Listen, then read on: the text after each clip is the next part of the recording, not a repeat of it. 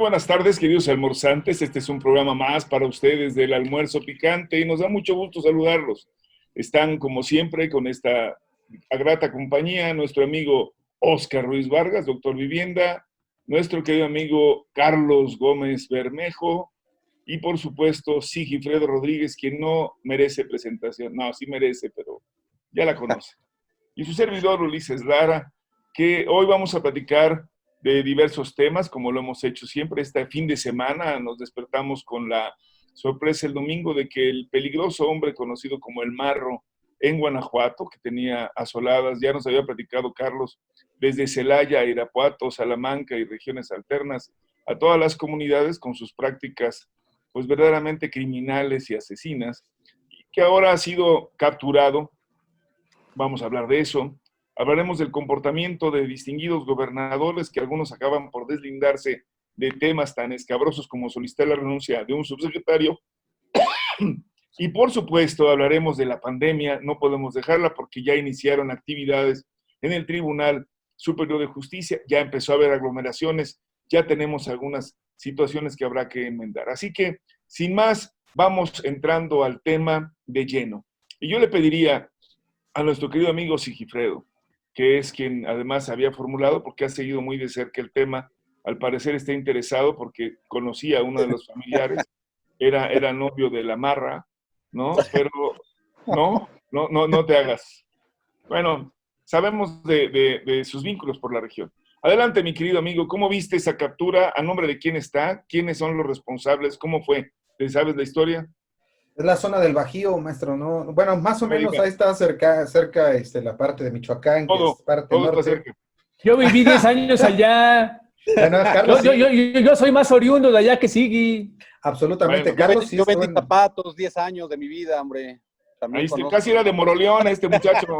hacía suelas allá en Moroleón, Oscar, ¿no? Muy bien, pues Exactamente. No, adelante, pero sí, por favor, ya serios, serios. Carlos sí estuvo ahí en el mero epicentro. Pues bueno, recordemos quién era el Marro. A mí me pareció, me llamó siempre la atención la génesis de este cártel, que fue sui generis, me parece. No tuvo la misma forma o genealogía que podrían haber tenido, qué sé yo, los Zetas, Caballeros Templarios, Viagras, Ardillos, los Rojos, Cártel del Golfo, etcétera, etcétera, con los supuestos y los ilícitos que ha marcado, por ejemplo, estudiosos como Edgardo Buscaglia, sino que se formó, yo digo, a la sombra del poder, definitivamente. O sea, la fuerza que comenzó a tener para generar espacios de daño a la sociedad más adelante, es decir, expandir sus actividades criminales, primero fue a través del huachicol.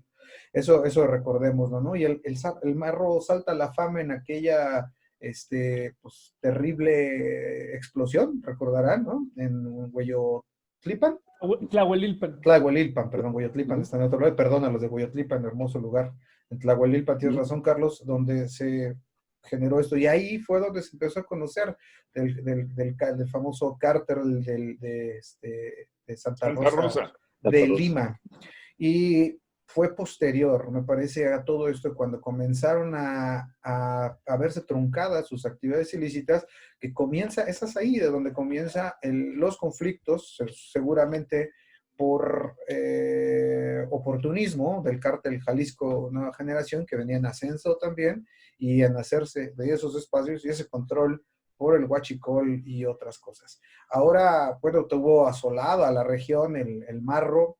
Sabemos que siempre cuando hay crisis y una sucesión o intento de sucesión, o que un grupo intenta arrebatarle a otro en la plaza, pues genera mucha mayor violencia, y es cuando hay entonces bajas de civiles, es mucho más visible la violencia, ¿no? Entonces eso creo que fue lo que pasó, pero el señor Sinué, pues el gobernador de Guanajuato, había dado muestras claras de no tener ni interés de ocuparse de todo esto, puesto que ni siquiera iba. Políticamente dijo: yo con ese señor de la 4T, yo no quiero ver nada, y no iba a las reuniones de seguridad, de coordinación de seguridad.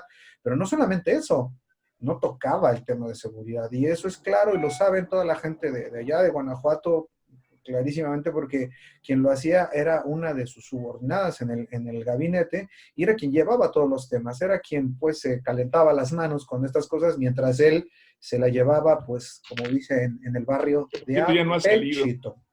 Que por si te han salido. Adelante, Carlos, ¿cuál es tu opinión? Tú que viviste tantos años y la Sí, sufriste. en Celaya y tengo grandes amigos allá que como platicábamos la otra vez que tocamos el tema, pues muchos están viendo su negocio cerrar y tengo varios cuates que tienen barecitos y también la cosa está complicada, vamos. No estoy de acuerdo al 100% con lo que plantea Sigui en el sentido de que, vamos, o sea, que el huachicol era un delito sin víctimas, ¿no? O sea, en este sentido, si bien el verse cerrado de esta fuente de ingresos por parte del operativo contra el huachicol, pues orilló de cierta forma al cártel a dedicarse a otros asuntos que les dejaran igual cantidad de ganancias, como era el derecho de piso, la extorsión, el secuestro y, vamos, a la comercialización de productos de procedencia ilícita. Sí, vamos, a diferencia del cártel Jalisco Nueva Generación, no, el cártel de Santa Rosa de Lima no es un cártel que se caracterice precisamente por el comercio de estupefacientes o no es un narcocártel en la extensión de la palabra. Eso es, digamos, que era como su negocio colateral o lateral, ¿no? Era más bien por extorsión, secuestro, derecho de piso, etcétera, etcétera. Lo que me preocupa a mí más bien es el día después de agarrar al marro, ¿no? O sea, lo que me preocupa más bien es qué va a pasar ahora que lo agarraron. Es un sujeto, es un capo con cierto arraigo dentro de la comunidad, ¿no? Varios de los estudios que han estado haciendo, de los reportajes que han estado haciendo, básicamente mantenía todas las festividades de la población de Villagrán, ¿no? Todas las fiestas eran en sus cantones, él pagaba el cochino, el borrego, la vaca, la cheve, ¿no? Y creó cierta... Ante el espacio, ante el vacío de autoridad a nivel estatal, ante el vacío de autoridad a nivel local, las policías locales rebasadísimas, ¿no? El marro llegó a tener a construir un tejido social que hasta cierta forma le protegió. Coincido con Sigifredo en el sentido de que sí, fue un cártel que creció al amparo del poder. No es fortuito que Samarripa tenga por lo menos ahí 3 administraciones, ¿no? Y es precisamente las administraciones en las que el marro creció, se consolidó como el rey del huachicol en la zona, ¿no? Lo que me preocupa a mí más bien es, ahora, ok, ya lo agarraste, y ahora atomizas el cártel de Santa Rosa, que es un cártel que ha sido particularmente violento. Hay que recordar la incursión en este centro de readaptación de las drogas. La última, que fueron, ¿qué? 27 en Irapuato, personas. una masacre terrible, histórica para la zona, ¿no? Donde mataron decenas de chicos que estaban en rehabilitación. Sí, completamente innecesario en el sentido de lo que querían hacer como negocio. Atomizan al cártel de Santa Rosa de Lima, va a haber unas pequeñas fricciones entre ellos y de manera interna, a ver quién se queda con el control, con el reinado del marro. La otra es que serán absorbidos por el cártel Jalisco Nueva Generación y entonces ahí sí te quiero ver, ¿no? Ahora, ¿quién le va a parar el frente? ¿Quién se va a poner a los madrazos con el cártel Jalisco también después del despliegue ostentoso de su división blindada, ¿no? Lo que me preocupa Oscar, sería después. Y consideras, digo, esta acción ya fue una acción concertada, tal y como se comentó.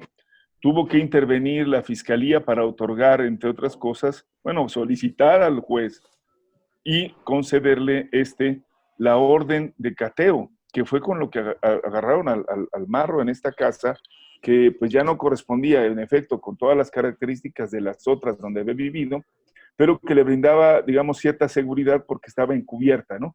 Era una zona ahí que tenía animales de campo, estaba oculta y ahí tenían a una empresaria, según se narra por diferentes medios, que estaba secuestrada. ¿Hay colaboración o no hay colaboración? Fue un asunto donde se vio obligado. Y sí es verdad que hay un riesgo de que se mantenga organizado después de que han señalado que tampoco era pues un cártel tan estructurado como en otros casos. ¿Qué opinas, Oscar? Sí, no había de otra, mi estimado Ulises y Carlos. Tenía que verse ya este panorama colaborativo entre las autoridades locales, federales y de diversos partidos políticos, hay que decirlo también. Después de básicamente cinco operativos fallidos por parte de las fuerzas federales, pues esto tenía una implicación directa en que había infiltraciones o filtraciones de información muy importantes que le daban cierta ventaja, obviamente, a esta organización criminal. Entonces, era muy claro que tenían que llegar ya al punto de la colaboración entre las autoridades. De lo contrario, creo que iban a quedar expuestos algunos actores importantes de la política pública de primer nivel del estado de Guanajuato. Y en este contexto es que ya se genera una colaboración. El mismo Alfonso Durazo el día de hoy, el día de antier, inclusive señaló la capacidad colaborativa del Estado en este contexto para lograr esta operación. Entonces, de alguna manera, está siendo también diplomático en poder sumar y subir a los esfuerzos este proceso, que no podía ser de otra manera, pero que, sin embargo, deja en tela de duda la eficiencia y la eficacia de las autoridades y de los tribunales del estado de Guanajuato. Por otra parte, también hay que decirlo, es importante señalar que muchos miembros de la bancada panista en el Congreso Federal, bueno, realizaron algunos tweets, algunos mensajes felicitando al gobernador Sinue, como si hubiese sido básicamente un esfuerzo unilateral, ¿verdad? Y no una comunión de esfuerzos entre las diferentes autoridades y todo un bagaje de inteligencia a nivel gubernamental. Pero así están las cosas. Por otra parte, es importante señalar que seguramente ya están tomando las previsiones para cómo actuar al interior de algunos esquemas de carácter de la administración pública y en otros esquemas en el aspecto de las comunidades y colonias en donde ha sido infiltrada esta organización criminal. Como bien sabemos, todas las organizaciones criminales del país tienen un proceso de operación y administración de dinámicas que les permite incorporarse, integrarse, anclarse en algunos puntos específicos de la sociedad donde operan. En este caso específico, el cartel de Lima, su operación fundamental está en el huachicol, pero también migró a lo que es el secuestro, la extorsión y el narcotráfico. Entonces, me parece que la autoridad ya está tomando cartas en el asunto y está aprendiendo de otras experiencias que se generaron en otros momentos, previendo y conteniendo la fragmentación de estos procesos criminales y la diversificación en otras ramificaciones que pueden ser eventualmente muy delicadas y peligrosas para la sociedad.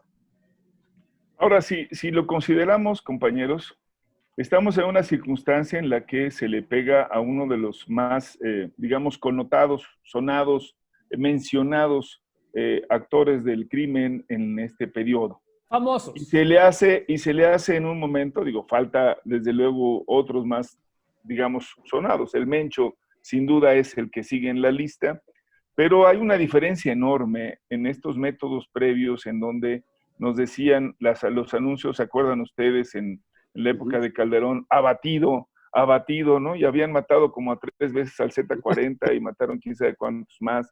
Y esta vez lo que encontramos es un procedimiento en donde, como se acaba de señalar, si no hubiera habido la coordinación o la actuación conjunta, de verdad alguien hubiera quedado en una situación muy, muy difícil, más allá de lo incómodo, en una situación de coalición o de alianza con el crimen. Y creo que esto hay que rescatarlo en esa dimensión. Coincido que el riesgo, como ha dicho Carlos, de que se diversifique, de que más bien de que se atomice y tengamos varias células, es una situación objetiva. Eso evidentemente no se puede decir ya una vez que cayó se cae como un juego de naipes. Pero yo quisiera recordarles que de acuerdo a la estrategia que ha sido publicada, fueron 2 los elementos que permitieron su captura. Uno, el cerrar la llave del dinero, que recordarán ha sido unas recomendaciones permanentes de Buscaglia y de otros, y que le impidieron tener capacidad operativa. Y del doctor Vivienda también. También el doctor Vivienda, claro. Es correcto, me consta. Famosa en su práctica, todos lo sabemos. Sin dinero no baila el perro, ¿no? O como dinero no baila Piporro, el marro. With money, dancing the dog, decía el mismísimo Piporro. Pero algo que también creo que es importante es que si lo vemos, el operativo, dicen, fue limpio, terso. No necesariamente. Sí hubo tiros, pero sí hubo la implementación de todo un sistema de inteligencia, utilizando drones, es lo que nos dijeron, que hay una capacidad. Así que no tengamos ni perdamos de vista que eso pueden ser factores que posteriormente vayan condicionando ya y haciendo que sea más difícil la operación. No puedes evitar que tengan varias células, ¿estás de acuerdo, Carlos? finalmente es una organización criminal, eso no lo podías dejar de ver, pero su capacidad empieza a ser disminuida. Y entre más acotas, más difícil es su capacidad también de generar golpes o de crecimiento mayor. Ahora mismo creo que una de las cosas, no solamente el descabezamiento y su fractura interna, y la falta de financiamiento los va a llevar naturalmente a que buena parte de estos que podrían tomar en sus manos la dirección no lo hagan por temor a ser capturados en lo inmediato. Y el dejar el espacio para poderse dar, digamos, aire para poder continuar con la batalla puede ser el factor crucial para que puedan ser capturados. Yo creo que ese es un elemento importante y pasaría a esto que acaba de mencionar también el equipo y que tiene que ver con la actitud de los gobernadores. El viernes se dio a conocer un manifiesto que se sabe ahora fue promovido por el presidente del Partido Acción Nacional y al cual siguieron algunos y otros gobernadores dijeron, pues a mí no me consultaron y yo paso, como fue el caso de Corral de Chihuahua y el caso del gobernador de Querétaro. Y esto habla también de una lógica de una oposición que creo que cada vez se muestra menos ágil para dar respuesta y menos congruente con su propio discurso anterior y pareciera que está más atrapada en el inmediato de la protección y siente mucho temor y cree que la mejor respuesta en esta famosa, digamos, máxima de que la mejor defensa es el ataque, se lanzaron contra el que vieron más débil, que fue Gatell, pensando que esto podría generar algún tipo de mejoría, luego pues de la vapuleada que han recibido con la información de Lozoya, que ahora mismo lo vamos a comentar, y lo que ha aparecido con García Luna. ¿Qué opinión les merece esta situación y este comportamiento de estos gobernadores, particularmente de la estrategia del señor Marco junto con su partido y algunos de los gobernadores que le dieron seguimiento? Adelante, Sigi o Oscar, quien quisiera. Bueno, pues mira, creo que en este contexto es una respuesta inmediata al incremento de puntaje que tiene Andrés Manuel López Obrador después de la captura del Marro. Subió porcentualmente entre 3 y 5 puntos en la cuestión de aprobación en el manejo de la seguridad a nivel federal.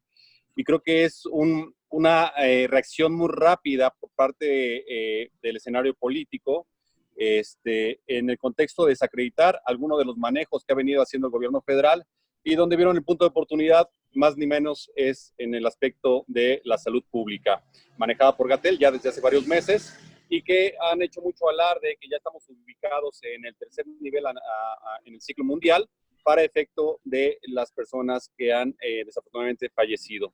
Y bueno, se abre este esquema, ya han generado varias voces en el Senado, en el contexto de la Administración Pública Federal, en donde se le defiende, se le respalda a Gatell por su actuación y trabajo en este contexto. Recordemos que es un escenario complicado de incertidumbre en el aspecto de la emergencia sanitaria y pues obviamente lo que quieren buscar otros actores políticos es culpables y quién la hace y quién la paga. Adelante, Sigi. Ulises, pues... Deja de comer, mano, cuando estás Perdón. en el programa. Somos almorzantes, pero tú sí te pasas. Okay. Me agarraron echando un dulcecito nada más. Provecho, para el almuerzo, para Eso. el ambigú del mediodía. Me cachaste. Coincido. Si me preguntaran sobre la diferencia entre el tema del combate de la corrupción de los anteriores sexenios con y me pidieran buscar una ventaja comparativa definitoria. En diría, y coincido contigo absolutamente, es el combate financiero, el cierre de cuentas. En este caso se le cerraron la llave no solamente a la gente cercana al Marro, a sus abogados, porque bueno, da el caso que también, pues los abogados por llevar el caso legal y demás, sus clientes muchas veces, pues, o casi siempre tienen la confianza para poder entregarles otros negocios, ¿no? Sino ellos que saben todo de sus clientes, pues ¿a quién? Y entonces ahí creo que se puso, como siempre, muy vivo el titular de la unidad y les cerró la llave. Efectivamente, tiene que ver también con una sustentabilidad del hecho. Esto que le preocupaba a Carlos, y que claro que me sumo, porque siempre fue el caso, ¿no? Siempre que quitaban a la Barbie de algún lado, pues, el baño de sangre era tremendo después. No nomás el baño de sangre que se da en el momento que había dado paso a que capturaran a tal o cual personaje. El que se venía después era terrible, ¿no? Y en este caso creo que sí, es sustancial la diferencia. Ahora bien, en el caso de los gobernadores del PAN, que pues sí están siendo, ¿cómo decirlo?, lentos, actuando mal, torpemente en una y en otra cosa, ¿no? Como si, no sé quién los asesora en medios para decir, salir a decir, a dar los tuitazos de que arriba Guanajuato, que solito pudo con el marro cuando pues, los había traído jodidos, ¿no? Porque simple y sencillamente no podía, ¿no? Casi lloró, hizo un Sinue ahí con Andrés Manuel, o sea, hizo un acto de contrición, yo creo que vergonzante.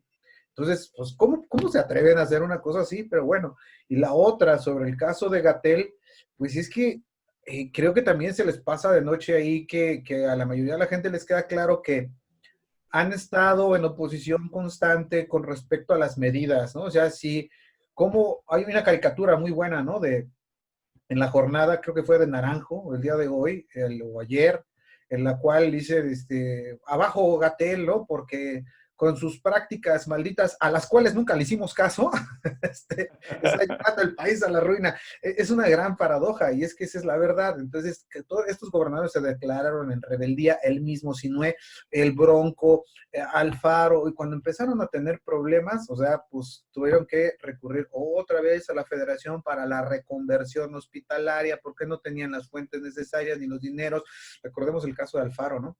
Y luego, paradójicamente, pues miren, tenemos ahorita tenemos una ventana de cifras más o menos afortunada, ¿eh? Estaba revisando. Si se fijan, ya tenemos en la pasada semana, en el Nacional, del 20 al 26, la semana del 20 al 26, ya tenemos un declive. Cuando esto sucede, ya lo habíamos platicado en otros programas, quiere decir que ya hay una tendencia de la baja global en el siguiente clúster, o sea, la siguiente semana. Y parece que se está replicando, aunque todavía aquí hay muchos indecisos, todavía sin confirmar. De todos modos, la tendencia parece ser a la baja. Ahora, fíjense bien, en el caso del de la Ciudad de México, vamos a poner la Ciudad de México rápidamente, voy a quitar la gráfica, la línea de acumulados, porque esa pues, nada más estorba.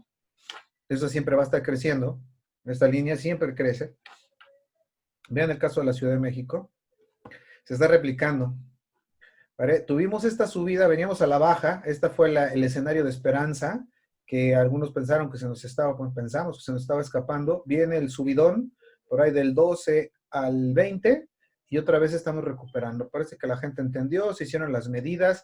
Esta estrategia entre la Secretaría de Salud Federal y la jefa de gobierno, parece que está funcionando esto de irse a las colonias, decir, estas son foco rojo, cuídense mucho, mandar brigadas y demás. Lo que hayamos dicho es mucho más actividad, mucho más acción por parte de las alcaldías. Y miren, también tenemos este declive por acá. Tenemos el caso de Iztapalapa, que viene a la baja, es una de las más fuertes. Tenemos el caso de Tlalpan también y Xochimilco, que marcan baja. Gustavo Madero se mantiene, por eso no tenemos una baja tan rápido, pero miren ustedes. Ahí va. Este es el caso de Iztapalapa y ya tenemos una diferencia un poquito tardía en la semana que les refería a la pasada y una tendencia que puede confirmarse esta si continúa así. El caso de 32 colonias, mi buen Sigui, de atención prioritaria para estos siguientes días, de las 1,812 que hay en la Ciudad de México. Entonces me parece que es un buen dato también. Sobre todo están concentrando el mayor nivel de contagio y de riesgo en delegación o en alcaldías como Xochimilco, Tlalpan, Coyoacán y ahora Magdalena Contreras. Pero ya la ventaja es que el gobierno de la Ciudad de México lo tiene bien focalizado, las colonias de alto riesgo, y ya está interviniendo de manera puntual en cada una de ellas. Ahora, pero siguiendo para terminar, y creo que vale la pena, digo, para ir haciendo el encuadre, cierto es que entonces se confirma lo que decía en el sentido de que hay una tensión enorme entre los gobernadores para poder salir adelante, una estrategia pésima, alguien ha dicho de comunicación muy mal, Pero creo que hay algo adicional en todo esto y es esta pérdida de sentido, visión de largo plazo, que es lo que se está observando. Lo habíamos Y pedido ante eso, antes, lo habíamos pedido en ese sentido de que necesitábamos una oposición de veras, congruente, con programa, con perspectiva, y desgraciadamente no la estamos teniendo, vamos, y están dando palos de ciego en ese sentido, ¿no? O sea, necesitamos una oposición y no hay. pues por lo menos tendrán que construirse y luego no decir que no hubo chance. Pero son evidentes hasta ahora la incapacidad que han demostrado y el enorme voluntarismo de que las cosas cambien por deseo. La política requiere, hablando de eso, no solamente de estos sueños, requiere de capacidad también pragmática y constructiva. Y creo que en este tipo de casos, quienes siguen en esta lógica de basta con decir fuera los comunistas de Venezuela y toda esta bola de tarugadas, pues no lo van a lograr porque ni existe ni está más que en su cabeza, como también suponer que el tema del COVID va a ser un asunto donde solamente por lo que alguien diga va a resolverse, de ninguna de las dos formas va a ocurrir. Lo que sí creo que también hay que decirlo es, seguimos estando en una situación de riesgo. A mí me pareció una excelente iniciativa, y ahorita yo quisiera sus comentarios, de cómo enfrentar el tema de la educación, que estaba ahí la crítica y estaban todos diciendo no va a alcanzar. Y ya medio lo habíamos comentado, que no todo el mundo tiene hoy por hoy acceso, en verdad, universal al Internet, y mucho menos a las computadoras, para suponer que todo el mundo iba a entrar a una de estas plataformas, como la que estamos transmitiendo, u otras de las tantas que han surgido, para darle cobertura a todos los niños. Y hoy dentro del marco de algo que sabemos que vamos a seguir conviviendo con él, con todo y posibles vacunas y con todo y cosas, estamos claros de que el tema del COVID sigue vigente y que hay que atender en tanto las posibilidades. Por un lado, decíamos, hubiera sido bueno que el tribunal no abriera, hoy empezaron ya las funciones y tuvieron algunas dificultades, están llenos los pasillos, sigue habiendo una situación complicada, vamos a ver cómo evoluciona, pero por otro lado tuvimos un anuncio valioso que es, se van a seguir las clases y se va a dar por televisión, y participaron las principales televisoras privadas, además del sistema de televisión estatal con Canal 11 y el Canal 14 y SPR. ¿Qué opinión les merece esta medida, compañeros? Y no sé si empezar con Sigi, que creo que sigue comiendo. No, Entonces, si no, bueno, pues adelante, entonces despiértate, mano. ¿Cuál es tu opinión, mi querido Sigi? ¿Qué te pareció este anuncio el día de hoy de clases vía televisión? La verdad, no me convence mucho el tema de la televisión porque no lo he estudiado a fondo, no me queda todavía claro cómo se van a dividir los canales. El único que ha definido hasta ahorita, según entiendo, es el 7.3 de TV Azteca, que es el que ya definió Televisa y las otras Bueno, los televisoras. demás estarían iguales, ese fue el anuncio. Es multiplexearlos. O sea, a final de cuentas. No, claro, no claro. No, eso sí me queda claro. Digo, no han definido cuál de sus multiplexeos va a ser el canal y en qué, y además cómo se van a dividir los, entiendo, son 7, 6, 13, 12 grados los que se van a estar. Son todos, y por eso va a alcanzar. O sea, digámoslo con toda claridad, de verdad una solución que a mí me parece genial, por lo menos, en tanto que la mejor cobertura la tendría sin lugar a duda con las televisoras, es lo que están viendo los niños. Yo les quiero anunciar algo que a mí me llamó muchísimo la atención, nada más así muy rápido, una nota donde la señora Florinda se quejaba de que habían sacado al Chavo del Ocho de la televisión, y yo no entendía cuál era el motivo, y vi otra cosa por ahí, el hijo de Chespirito y y de verdad me da mucho gusto que si eso es así, estamos a punto de ver un cambio real en la televisión, compañeros. Esta televisión que nosotros vimos, que criticamos, que observamos, que siempre fue evidentemente lo peor que podemos haber imaginado que tuviéramos, ¿no? De una sola visión, totalmente unipolar en sus concepciones. ¿Se acuerdan que todavía había consignas de que no te eduque la Rosa de Guadalupe? Bueno, hoy imagínense a ustedes teniendo la posibilidad de estar sintonizando en Red Nacional las 24 horas del día, los contenidos de los planes de estudios.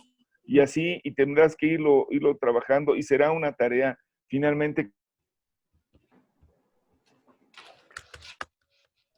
En donde ya teníamos algo de experiencia, ¿no? Lo platicábamos fuera del aire, en el sentido con Sigifredo, de que vamos, los padres y las madres, que ya algunos han tenido la fortuna de tener home office, pues también la complicación de tener una computadora, y si tenías 2 o 3 chavitos atendiendo sus clases en línea, se te complicaba, porque también en esa computadora tú tenías que chambear, entonces ¿a qué horas conectabas al chavito o a la chavita a continuar con su formación escolar? Pero fíjate, Carlos, ahí, y yo te contestaba, también no seas oportunista, infame. No es cierto. Cálmate, güey. Sí, nada más dices lo que tú dijiste fuera del aire, no lo que yo te contesté. Yo lo que contestaba adelante. es que eso ya sucedió a la mitad del anterior trimestre. Quiere decir que ya están probadas esas fuerzas y esas capacidades. Así terminó el trimestre. Algunos se quejan, el semestre, perdón, o el año. Algunos se quejan de la falta de calidad que va a tener la continuación del próximo. Pero vamos, de eso a perder un año, por ejemplo, en Italia, es decir, todos pasan, como que fue en el caso de España e Italia, pues me parece que no va el asunto.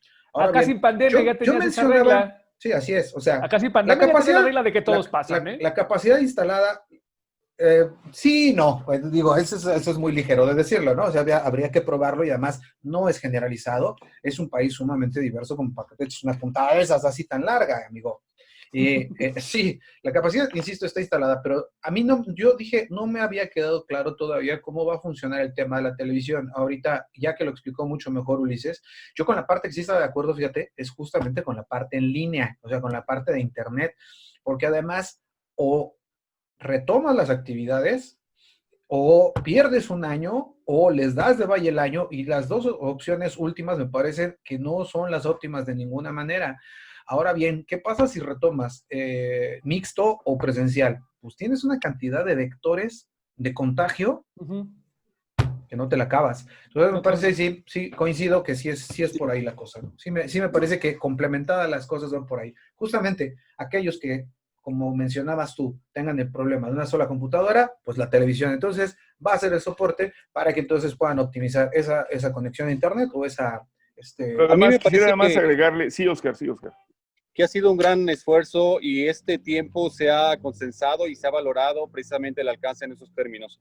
Quiero compartirles algunas cifras del INEGI muy recientes en relación al uso de Internet. 86.6 millones de mexicanos tienen acceso al Internet. Es una cifra bastante gruesa, bastante importante. Y 76.6% de los hogares urbanos cuenta con Internet. En los espacios rurales hay 47.7% de los hogares. Aquí vemos ya un bajón. Prácticamente la mitad de los hogares rurales cuenta con Internet, la otra mitad no. Es por ello la determinación importante de la Autoridad Federal de Educación de que sea la transmisión a través de televisión. ¿Por qué? Porque el 92.5% de los hogares cuenta con un televisor cuando menos.